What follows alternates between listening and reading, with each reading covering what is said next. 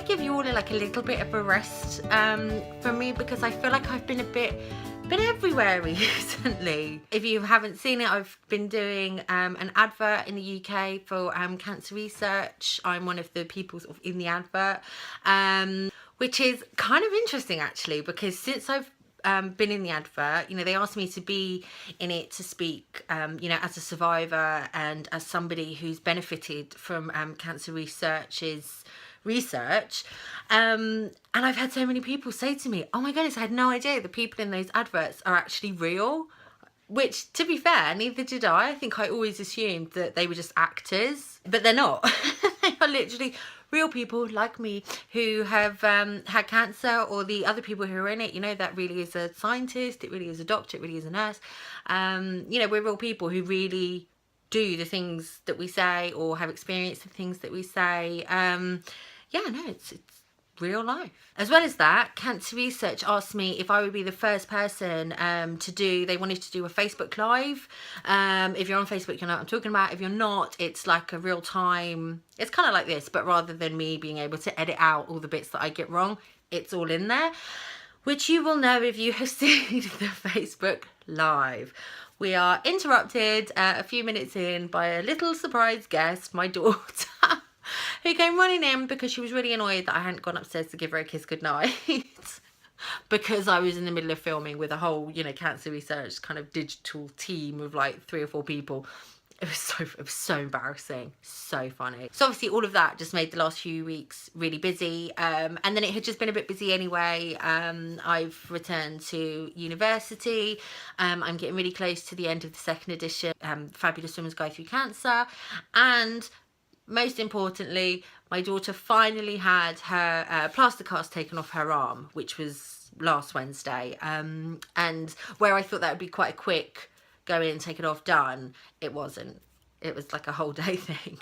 And bless her, she was quite traumatized by it. So I actually didn't get to do anything on my to-do list on Wednesday. So anyway, we're back now, and that's all that matters. So for this week's Writing Wednesday, because I've been doing quite a lot of this stuff with cancer research, and I actually recently, quite a few people in my life seem to have been diagnosed with cancer, which is just, you know, it's just all, well, I mean, it's horrendous. It doesn't matter like where or why or anything, but it just always invokes kind of, you know, that feeling of remembering what it was like when I was diagnosed, and the kind of emotional, just freaking nightmare somersault. I can't even explain the world that it kind of puts you in when you're first diagnosed and you're waiting for test results and you kind of don't really know what you're dealing with yet and stuff. It's just, it's I would argue the most awful part of having cancer. So going through all of that, plus reflecting on how, you know, I use writing as a tool to make me feel better. I mean, certainly whenever I find out that anybody I know has anything like cancer, I always handwrite them a letter. And that was kind of what I wanted this Writing Wednesday to be about. We know if you're not feeling great, a really good way to get yourself out of a funk is to do something really nice for somebody else. And I just think writing people letters is just a brilliant way to do that. There's something different about receiving a letter than receiving an email or receiving a text or a phone call. I don't know why. There's just something so special about it, and about getting mail that's not a bill or something, you know. And especially nowadays, because you do so rarely, you know, get letters or write letters, send letters. All those things like wrapped up together just really made me think, yeah, this Writing Wednesday, I'm going to try and encourage you all to write a love letter to someone. It could be, I don't mean it has to be a romantic love letter. It can be to absolutely anyone. They don't have to have just found out they have cancer. They could just be having a bit of a bad day. You know, that something horrible. They've got something coming up next week, like, I don't know, an interview that they're stressed about. Absolutely anything, anyone you can think of who you think would benefit with getting a letter, letting them know that you're thinking about them and that you love them and that you care about them and that you're there if they need anything. That's what I want you to do this week. When I was thinking about it, I was thinking, actually, this letter could even be to yourself. It doesn't have to be one that you send, although I would say still send it.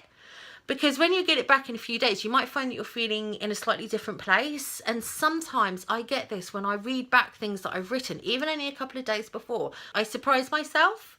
So even if you want to write the love letter to yourself, brilliant, do it. But do still send it and get it back in a couple of days. And, you know, it'll be funny because I think your perspective might have changed slightly. And it will just be amazing to see, you know, your own words kind of echoing back to you and reminding yourself actually what a freaking awesome person you are. So that is this week's Writing Wednesday. Write a love letter. And if you can't think of anyone to send one to, send it to me. I want to get one. But no, seriously, send it to someone who really needs it, who needs cheering up, and just let them know how fabulous they are. Okay, bye.